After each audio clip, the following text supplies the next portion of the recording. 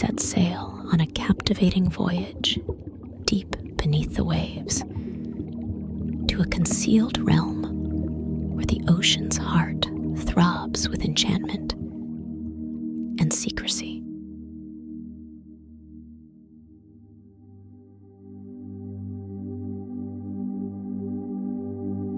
The city under the sea.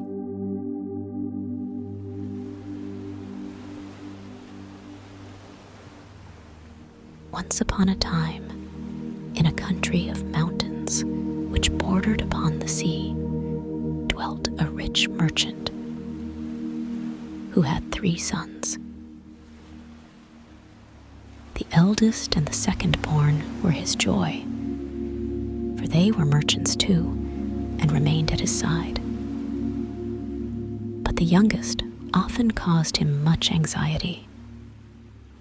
Not that this youngest son was a wild or a bad lad, but love of the sea and desire for adventure ran like fire in his veins,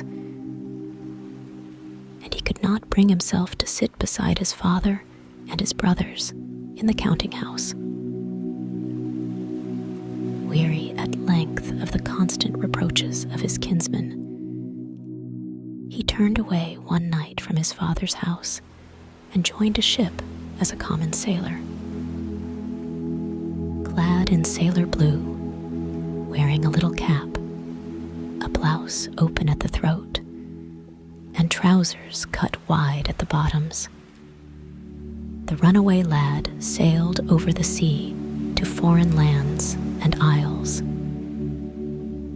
And as the years passed, one by one, and brought no tidings of him, his father and his brothers gave him up for lost. Now the king of the country, in which the rich merchant and his son dwelt, loved rare gems and precious stones more than anything else in the world. Hidden secretly away in the deep foundations of his castle lay his treasure room. It was circular in shape and built of black marble, and at equal distance, one from the other. Along the curving wall stood 100 statues of armed men holding ever-burning lights. 100 coffers of green stone lay on the floor, one at the base of each statue, each coffer piled high with gems. Night after night, when all was still, the king would descend to the secret chamber, and throwing open the covers of the jewel chests, would gaze long and silently into the gleaming mass within. One night, the king led his neighbor, the emperor of the 7 Isles, to the jewel room and showed him his treasures. "Are there fairer jewels to be found in the whole wide world?" said the king proudly. "They are indeed noble," replied the emperor, nodding his gray head. "But how happens it that the emerald of the sea is not among them?" The emerald of the sea is the most glorious jewel in the whole wide world. Years ago, a fisherman of the land of the dawn found it in a strangely carved box, which a storm had washed into his nets. I saw it when I was but a young prince. It hung by a chain from the throat of the princess of the dawn, and shone there as if the very secret of the sea were hidden in its heart. "Where is this emerald to be found?" asked the king, who was consumed with the desire to add the jewel to his possessions. "Tell me, that I may at once send an expedition in search of it."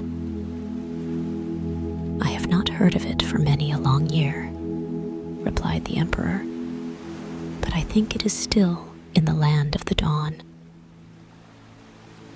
So great was the king's impatience to become the owner of the Emerald of the Sea that he could scarcely wait for the morning. All night long, he slept not a wink for thinking of it, and hardly had the red shield of the morning sun risen above the thin mists lying at the edge of the sea and sky, when he sent for the rich merchant to come to the palace at once. Wondering much at the summons, the merchant made haste to the palace and was there taken instantly before the king. When the king saw him, he said, "You are the greatest and richest merchant in my dominions. Know then that I have a task worthy of you. In the land of the dawn, there is a jewel called the Emerald of the Sea. It is your task to discover it and purchase it for me. To possess it, I would give all the gold in my realm. Take heed that you return with it, for if you fail me, my anger shall strike you down." At these words, the merchant bowed low and replied that he would that very day sail for the land of the dawn in his fastest ship. Then, returning home, he gave orders that the best vessel in all his fleets be immediately prepared for the journey. And so swiftly was this done that the merchant sailed for the land of the dawn on the morning tide. Many days and many leagues he sailed over shining seas till he reached the harbor of the land of the dawn. Ships were entering and ships were leaving the lovely mountain-circled bay. How the broad sails tugged at their ropes as a steady wind filled their curving white depths. How silver clear shone the furrows of foam flowing back from the onward hurrying bows. Making her way out toward the great, still mirror of the summer sea was a strange black vessel with sails as red as fire. The merchant anchored his ship in a quiet bay and hastened ashore to find the Lord Treasurer of the kingdom. He found this nobleman at ease on a balcony of his castle, which overlooked the sea.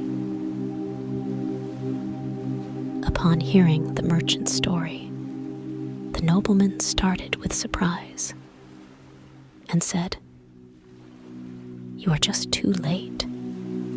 At the command of my royal master, the Prince of the Land of the Dawn, I sold the Emerald of the Sea only an hour ago to the master of a strange vessel. See, there she is now." And the Lord Treasurer pointed out over the sea to the black ship with the red sails, which was just then disappearing over the horizon. Thankful that the other ship was still in sight, the merchant hurried back to his own vessel and gave chase.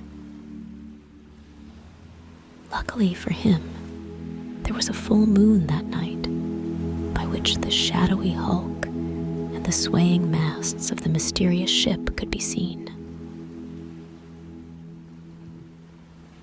All the next day they sailed, but never an inch nearer to the other vessel did they come, though the merchant loaded his ship with all the canvas she could bear. Another night and another day found them no nearer. Finally, late in the afternoon of the third day, a great storm came sailing over the edge of the sea.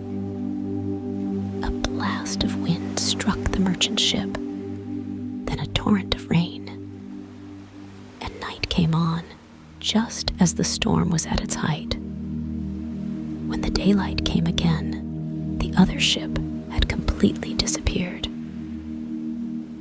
And though the worried merchant sailed here and sailed there, never a sign of the stranger could he find. At last, with a heavy heart, he gave up the quest and returned to his king with the evil tidings.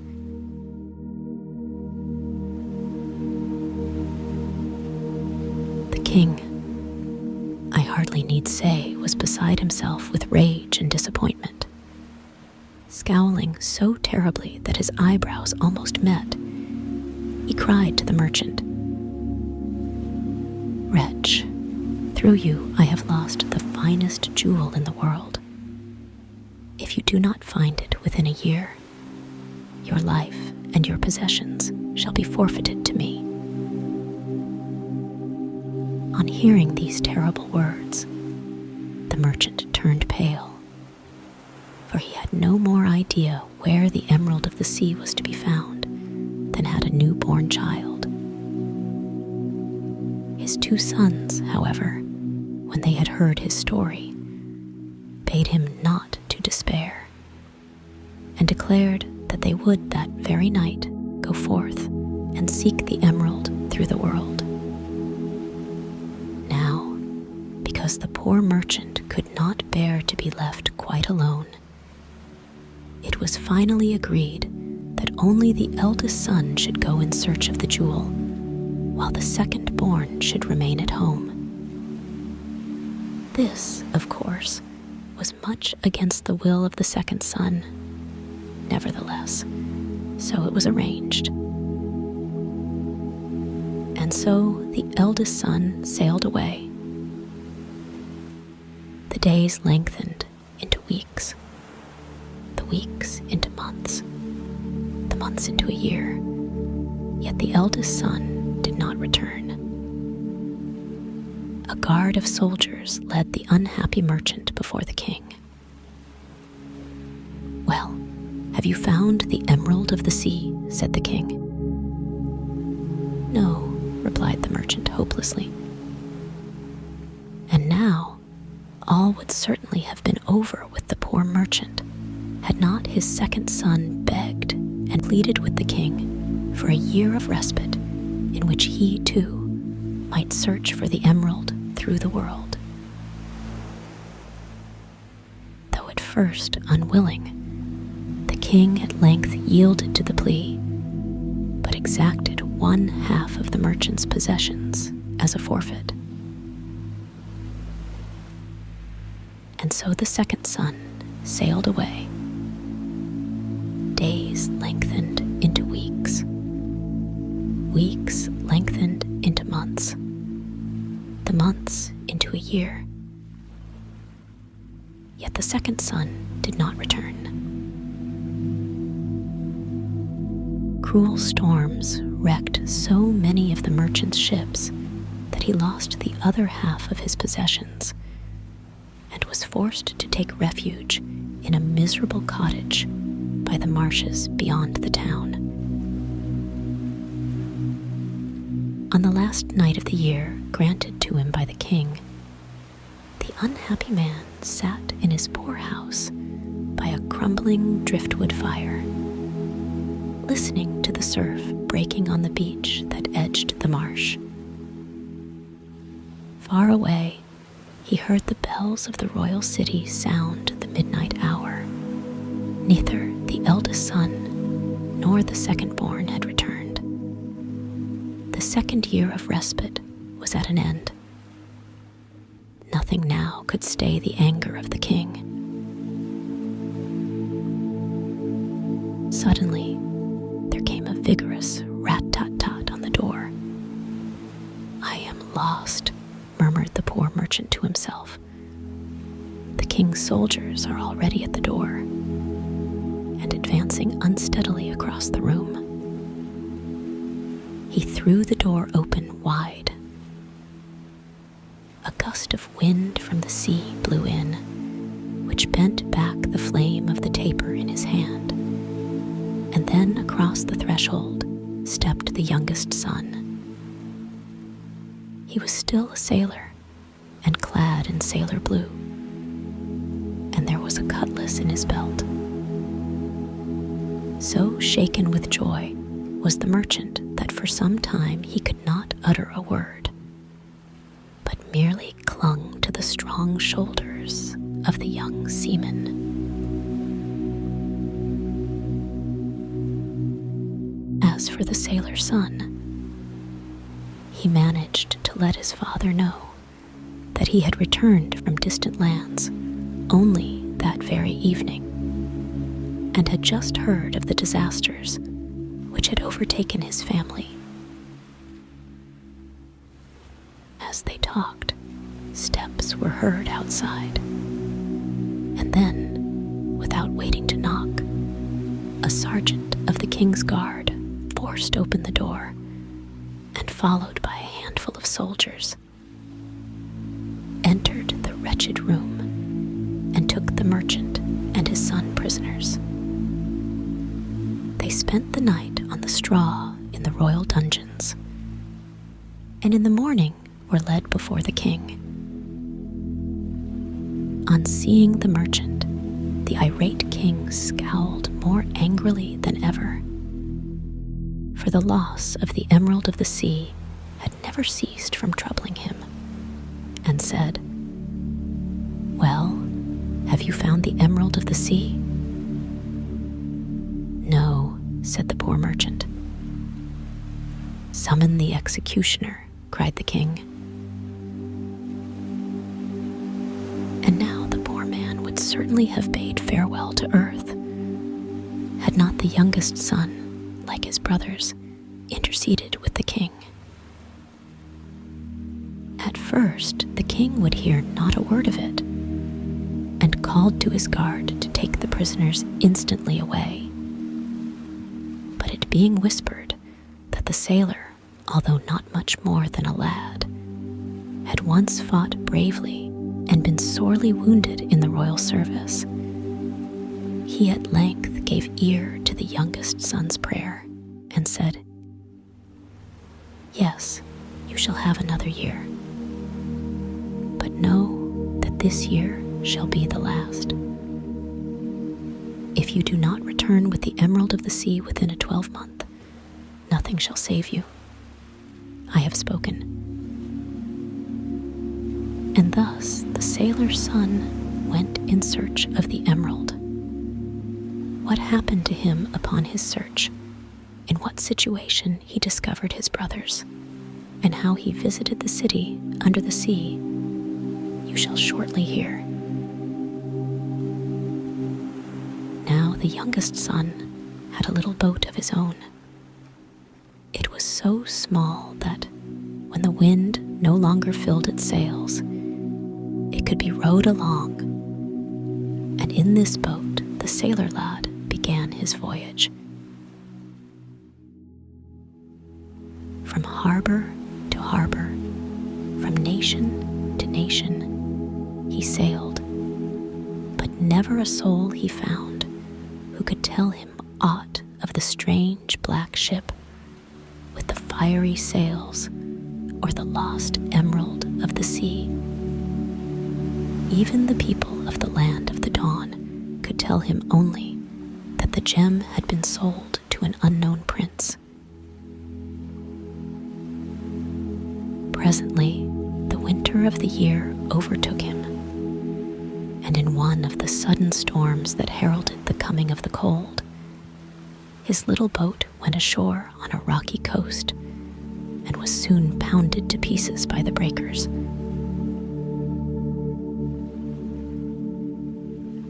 Thrown into the sea during the wreck, the sailor was himself so tossed and trampled by the waves that he reached the shore far more dead than alive. Indeed, had it not been for a poor fisherman and his wife, there would have been no more story to tell. These good people, I am glad to say, rescued the sailor from the fury of the waters and nursed him back to health and strength again. when his strength was quite restored, the sailor told this good couple the story of how he had gone forth to seek through the wide world the emerald of the sea. "But my poor lad," said the kind fisherman, "the emerald of the sea has vanished forever from mortal eyes." "What? You know of the emerald?" cried the sailor. "Yes," replied the fisherman. 2 years ago, the Prince of the Unknown Isles sent the finest vessel in his fleet to the land of the dawn to buy the jewel. A beautiful ship was she, with a hull as black as night and sails as red as fire. My brother and I sailed in her crew. The jewel was taken aboard. Our brave ship set sail for the unknown isles. Hardly were we 3 days out of the sight of land when a storm overtook us and sank the vessel. I chanced to be tossed in the water near a great fragment of the mast and clung to this until a passing vessel found me. Of all aboard, I alone survived. 40 fathoms deep lies the emerald of the sea, never more to be seen but by the dumb creatures of the waters. At these tidings, the brave sailor's heart became like ice. "Nevertheless," he cried, "alas, good friend, I know that what you say is true. Yet shall I not despair, for come what will, I must save my father." Hearing this, the fisherman's wife, a quiet, good body who had had little to say, whispered that it would be well first to consult the Witch of the Sands. "The Witch of the Sands? Who is she, and where can I find her?" cried the sailor. "The Witch of the Sands dwells 100 leagues from here," replied the fisherman's wife. "All the mysteries of the waters are in her keeping, and she has an answer for them all. You must go to her and ask her to help you." So the sailor thanked the good fisherman and his wife, and set out to walk the 100 leagues to the house of the Witch of the Sands. His path lay along a desolate and lonely shore, on whose rocky beaches the wooden bones of old wrecks lay rotting, half buried in stones and weed. Just as the 3rd day's sun was sinking in the shining waters, the sailor arrived at the witch's dwelling. The witch made her home in a deserted old ship, which a storm of long ago had cast far up the sands. As for the witch herself, she was a woman so old that the sailor thought she surely must have been living when the moon and the stars were made. A fringe of seashells circled the crown of her high hat, and round her wrists were bracelets of pearly periwinkles.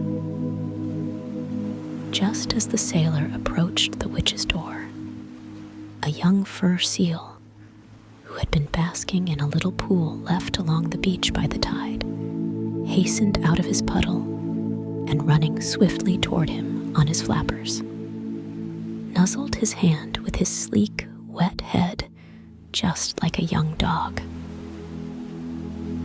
"Down, Neptune, down," cried the witch shrilly.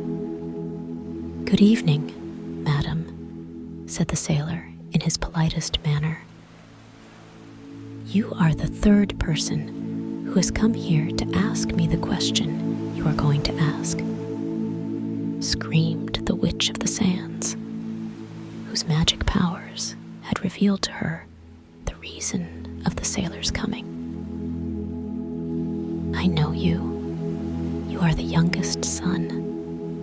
Your two brothers have been here to ask me the way under the sea, and I told them they haven't come back yet. Just like young men to forget an old woman's warning, I've a good mind not to tell you the way to the underwaters. Indeed, I wouldn't if you weren't a sailor and a child of the sea.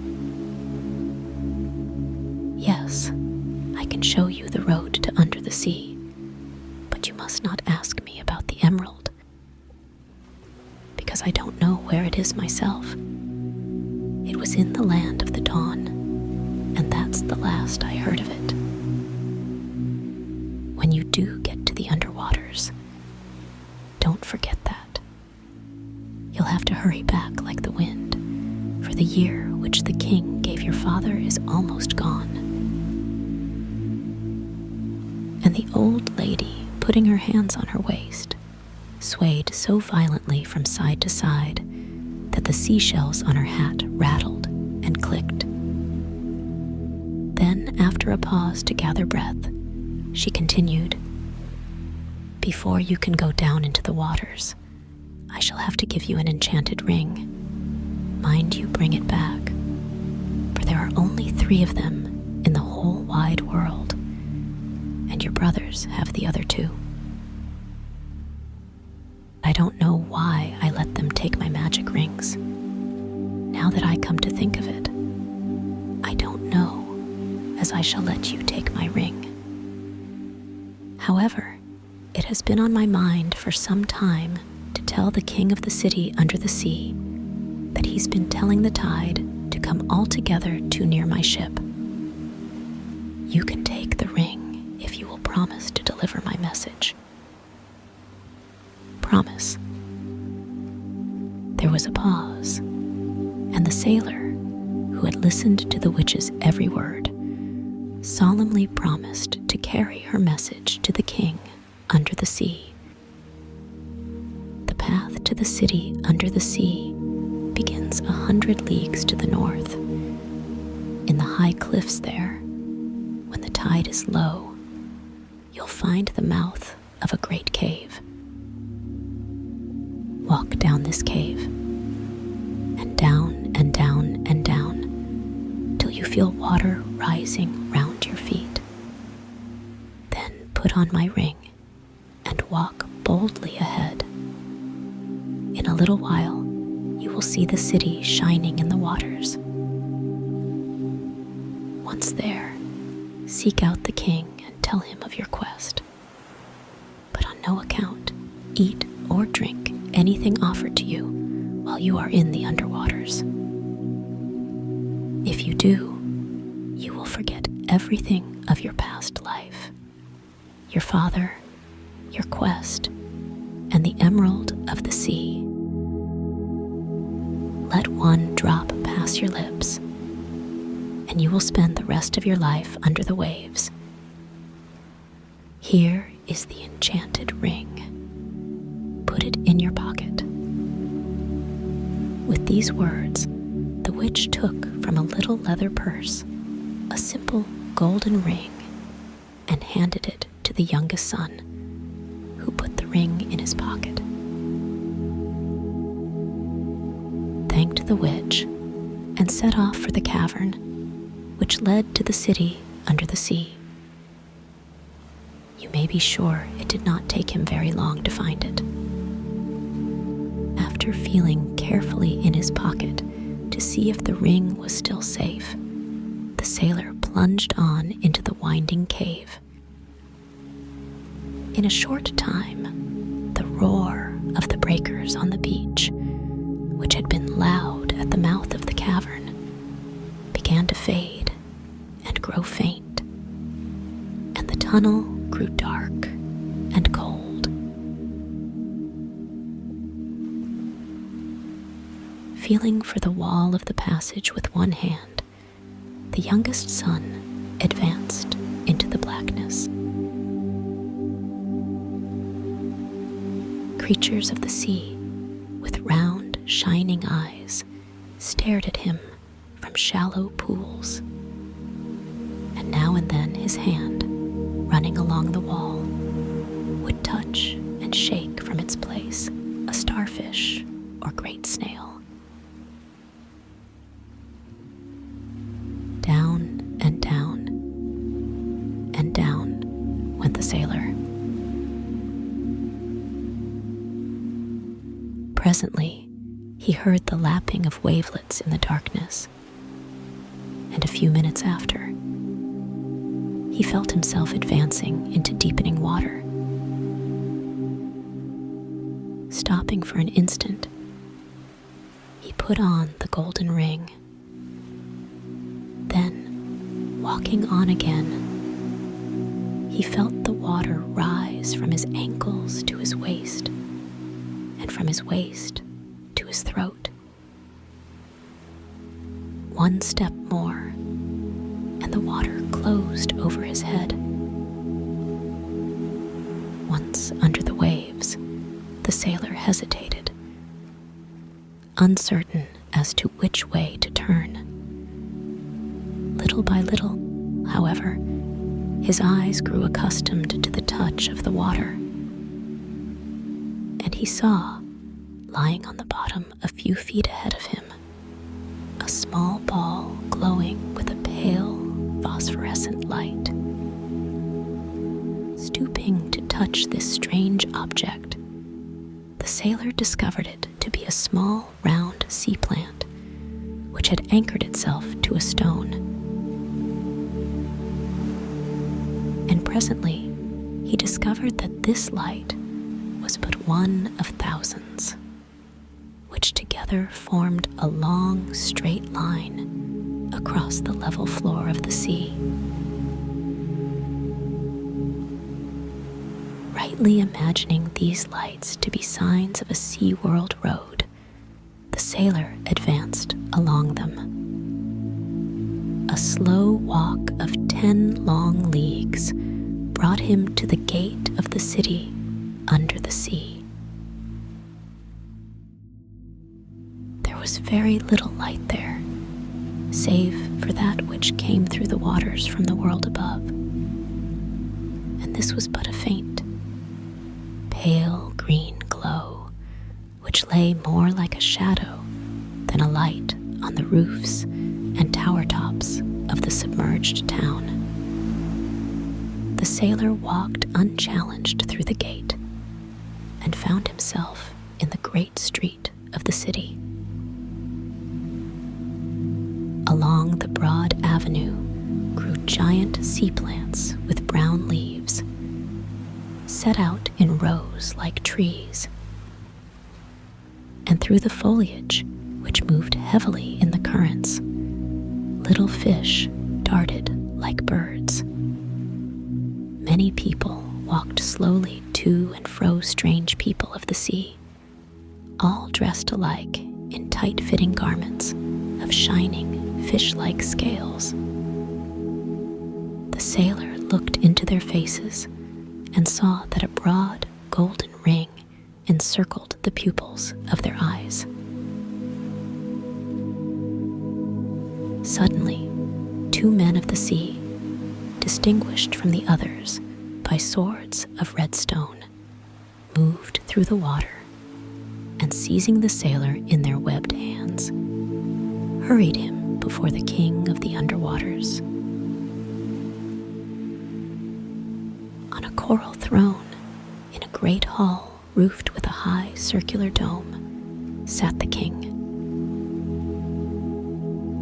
The flowing waters within were bright, and a queer, pale green light pierced through the hall from a kind of fountain of light in the center of the floor under the dome.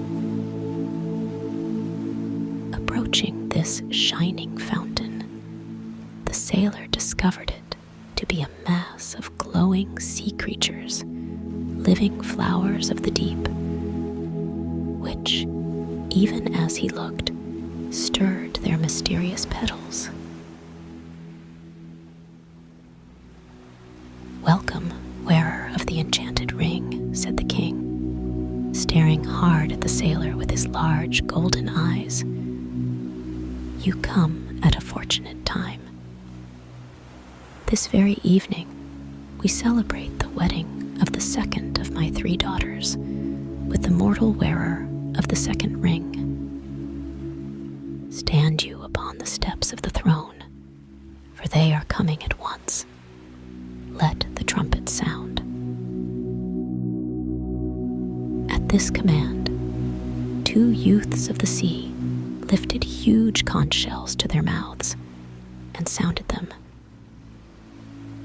Great doors instantly opened wide, and a gorgeous procession entered. First appeared a dozen pages. Then in walked the Sea King's second daughter, hand in hand with a merry young man, in whom the sailor recognized his second oldest brother. Presently the conch shells sounded again. "The prince and the princess," cried a voice. The king leaned over from his throne and whispered in the sailor's ear, "My eldest daughter and her husband. They were married just a year ago. The prince is a youth of the world above and wears the first of the enchanted rings." Now entered the eldest princess of the sea, walking by the side of her husband.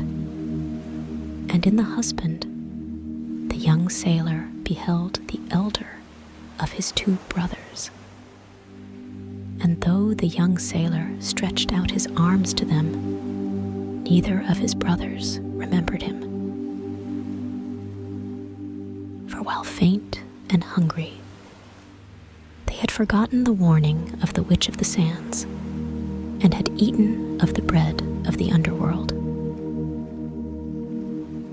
Thus had the memory of the world above, the lost emerald, and their father's plight faded away. The conches sounded a 3rd time. "Come to the wedding banquet," cried the king. "You shall sit beside my youngest daughter." And now the sailor lad, willy-nilly, was hurried into the banquet hall, and seated at the royal table beside the king's youngest daughter. And she was quite the most beautiful of all the 3. Noticing that the youngest son touched no food, she said to him, "Why do you refuse to taste of the wedding banquet?" "Princess," replied the sailor, "I have come to the underwaters to seek the emerald of the sea, for if I return to my own country without it, my father's life will be forfeited. Would you have me forget? But you will never find the emerald of the sea," cried the princess. "Never find the emerald of the sea? What do you mean?" said the sailor anxiously. "The emerald of the sea has disappeared," continued the little princess, fixing the sailor with her golden eyes. "Years ago, it was stolen from my father's treasury by a wicked prince of the underwaters. My father pursued him and overthrew him, but in the struggle, the emerald was lost, and rising to the surface, drifted to the shores of the land of the dawn. There it remained till the prince of the unknown isles purchased it and took it away in his black ship. This ship, overcome by a storm, sank. But where it lies, we know not, though we have searched far and wide through the waters. Whoever finds it shall be master of the land under the sea, for the emerald is master of us all. My father will not lift a finger to help you find it. Indeed, if he knows that you are in search of it, he will force you to eat of the bread of the underwaters. Say nothing, therefore, of your quest." At these words, the brave sailor's heart sank very low. Mindful of the witch's warning, he dared touch no morsel of food. Yet he knew that hunger would soon bring weakness in its train. Either he must find the emerald at once, or he must abandon all hope of finding it. He could not live long if he touched no food, and if but one morsel touched his lips, he would forget the upper world. Far away, the poor merchant, whom the king had now cast in prison, watched the days pass one by one, and the last year approach its end. Every morning he would ask for tidings of his sailor son, and ask in vain. Now, when the wedding banquet was over, and the ball which followed was at its height, the eldest of the princesses called her sister, the bride, aside, and said to her, "We must rid ourselves at once of this newcomer. Do you not see that he is the younger brother of our husbands? I beheld him stretch out his arms to them as they passed. Who can tell but that he may lead them away from us? Let us tell our servants to lie in wait for him and deliver us from such a danger." So said the eldest sister of the golden eyes. Alas, I fear that the people of the underwaters are sometimes quite as shocking as those of the world above.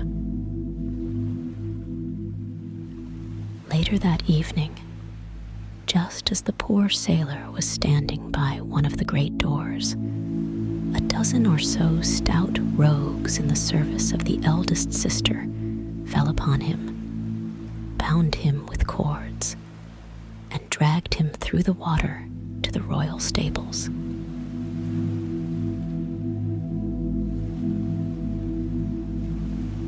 Now the people of the underwaters, having no horses, for sea horses are but tiny creatures, had tamed great dolphins to carry them about. 100 of these monsters, each with a bronze ring in his nose, were ranged along the sides of the stables, and on the fiercest and angriest of them all, the princess's servants tied the sailor.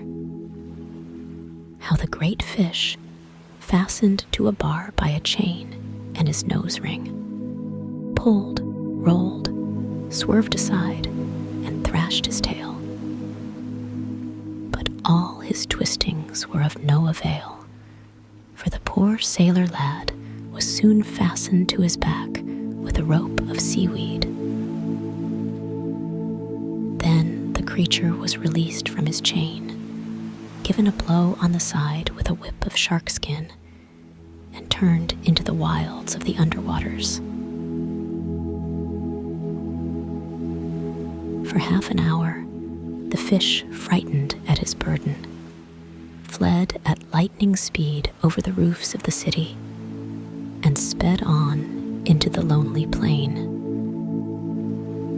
Then, ceasing his mad flight, he tried again to shake himself free of the sailor.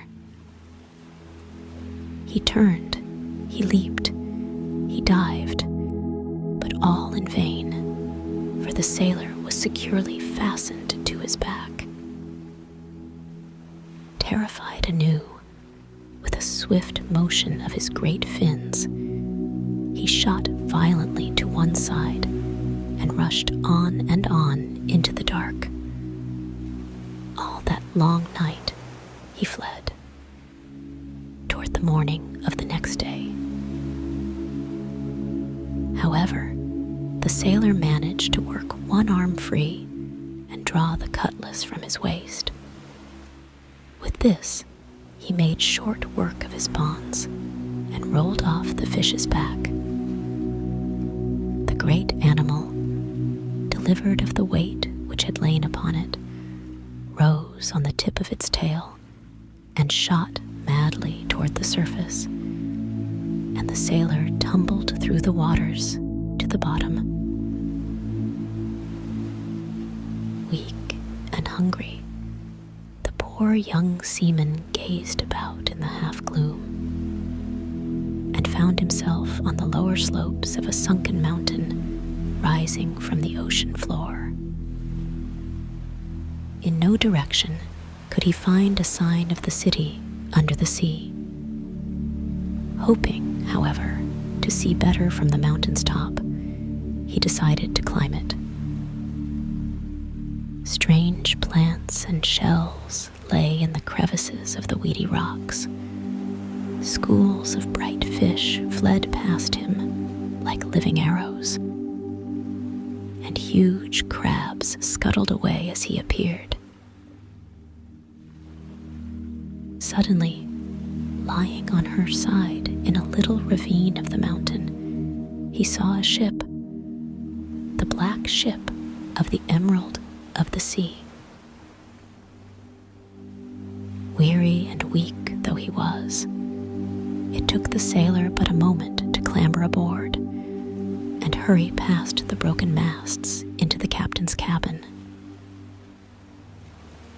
A steady green radiance shone in one corner of the weedy room, and hastening toward it, the sailor found, at last, the Emerald of the Sea. The box which had enclosed it had rotted away and fallen apart. "Victory!" cried the sailor. "Victory! The emerald is mine at last, and I shall save my father." He took the great jewel from the broken box and rested it in the cup of his two hands. How it glowed on the pale flesh! Then, thrusting it into a pocket and holding onto it with one hand, he hurried out again to the mountainside. In the world above, it was high noon, and the level rays of the sun beat deep into the green waters. So bright had the slope become that the sailor lad felt sure that he could not be far from the surface of the waves. Moreover, if the mountain top rose above the waters, it would form an island in the upper world. And so, indeed, it was. Climbing on toward the top of the mountain, the sailor first scaled a steep cliff, and at the top of this, he found a gentle slope of sand. The sun's rays now illumined the water so brightly that the air seemed only a little distance away. Presently, a beach crab ran nimbly away from beneath the sailor's feet. The water grew very much warmer. The shore was at hand. A few steps more, and the youngest son emerged on the beach of a beautiful isle. Half blinded by the sun, he walked toward the dry land. There he found some delicious fruits growing, and a rippling brook of crystal water. He ate and drank, and his strength returned. Himself again, the sailor took the Emerald of the Sea in his hands and cried, "By the power of the Emerald of the Sea, I summon here the two elder princesses of the underwaters, and my two brothers, their husbands." There was a sound of far thunder under the clear blue sky, and a moment later, 4 heads rose out of the waters, and shaking the salt spray from their eyes, the princesses and the brothers walked through the shallows to where the sailor was standing. princesses were very much frightened when they beheld the sailor holding the all-powerful emerald, and falling on their knees before him, begged him to forgive their misdeeds and not to take away their loved ones. Tears fell from their golden eyes and mingled with the drops of the salt ocean still coursing down their black scales. As for the brothers, they would have hurled themselves upon the sailor had not the magic force of the emerald prevented their approach. "Be merciful and forgive," said the younger of the sisters. "After all, had we not caused you to be spirited away, you never would have found the emerald." "Yes, that is true," said the sailor. "My brothers shall decide for themselves. Break, then, the spell which binds them to the underwaters. Restore to them their memory of the past. And if then they choose to remain, I shall not try to lead them away. Reverse the spell." "That is easily done," said the elder sister. "Let them but touch the food or drink of the upper world, and their memory will return." And in less time than it takes to tell it, the sisters offered the enchanted brothers water from the rivulet.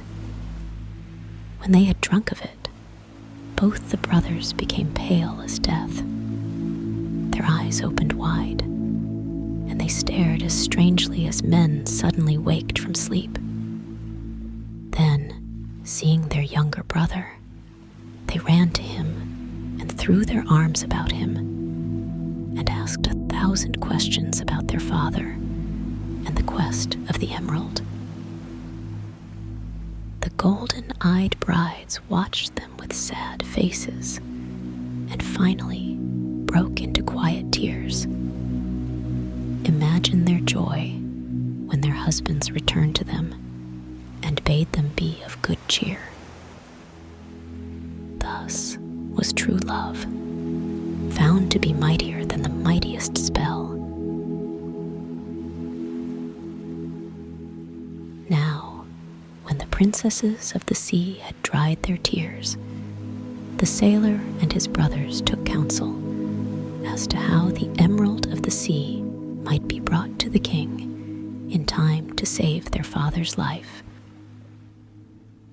You may judge of the sailor's horror when he discovered that because of a bad error in the calendars and clocks of 6s and 7s, the life of his father had been forfeited to the king 3 days before.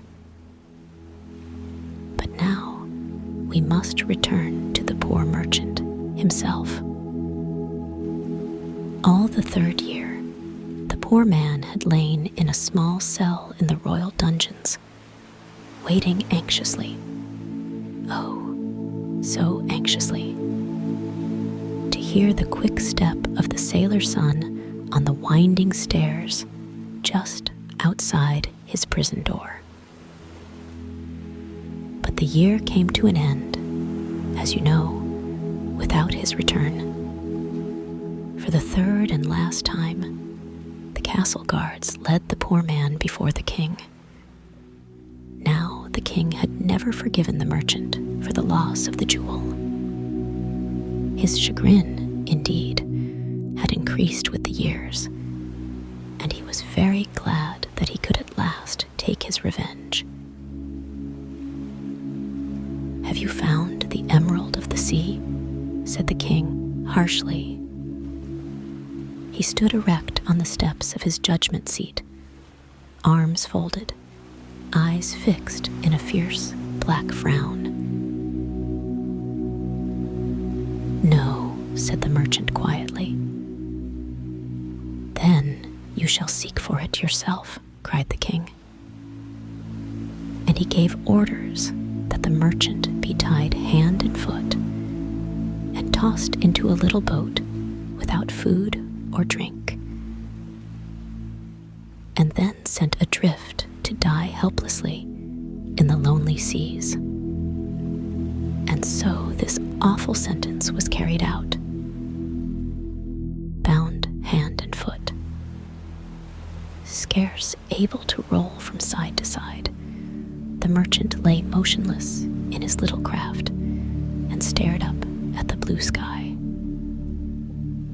Presently, a merciful sleep overcame him, and while he slept, a wind arose which swept the little boat along with it.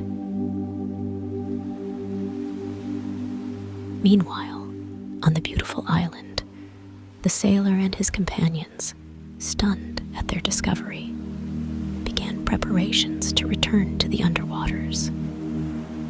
Just as the twilight fell, all walked together to the margin of the darkening sea and advanced into the waves.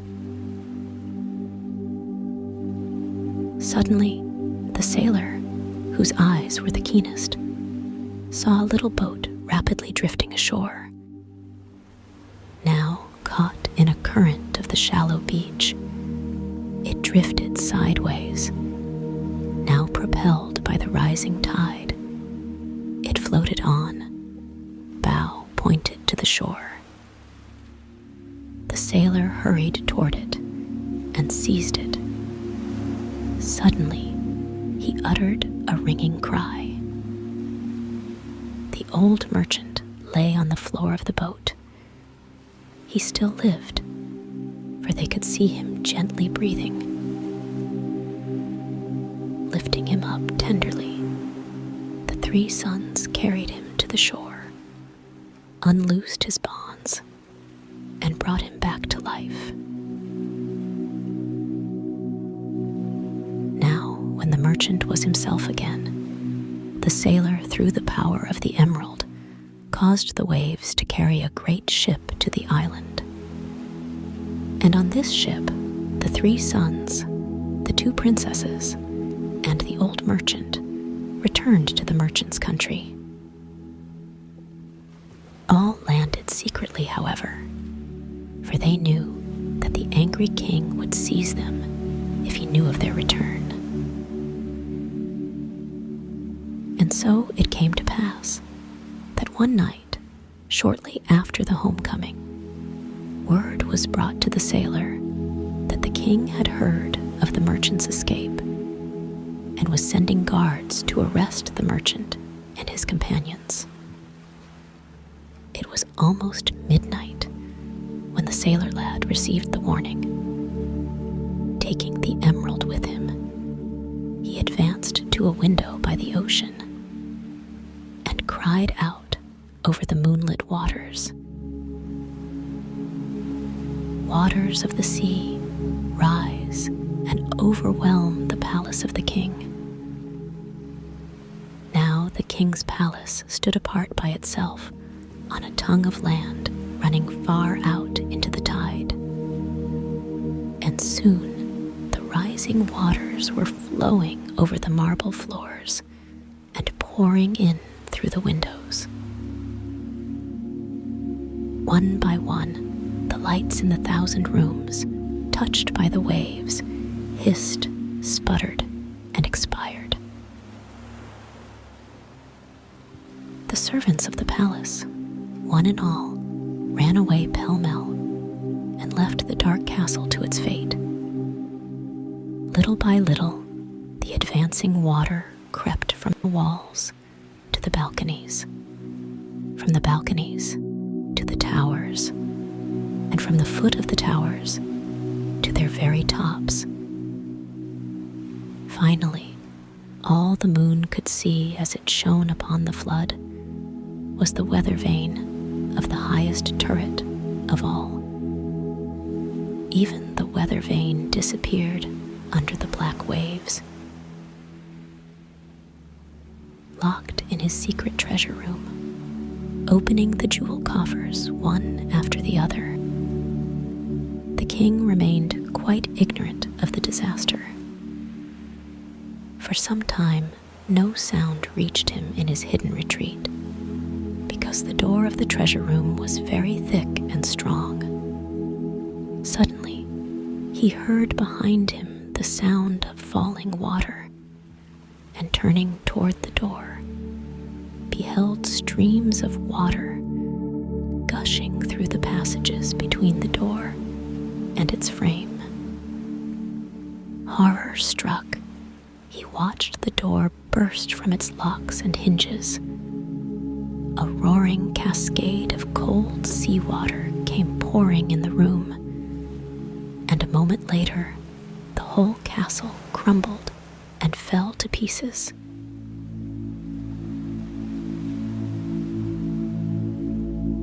Now, when the king had met his deserts, the people of the country, who greatly respected the merchant, offered him the crown, but he refused it and conferred it on his 2 elder sons. Thus it came to pass that the country had 2 kings. Each brother in turn reigned for 6 months of every year, and spent the other 6 under the sea with the golden-eyed people of the waters. As for the sailor lad, he sailed the sea for many years, and finally married a pretty niece of the Witch of the Sands. Then, like all sailors, he went to the country to live. His house is built of gray stone, ivy climbs over it, and apple orchards lie beneath its windows.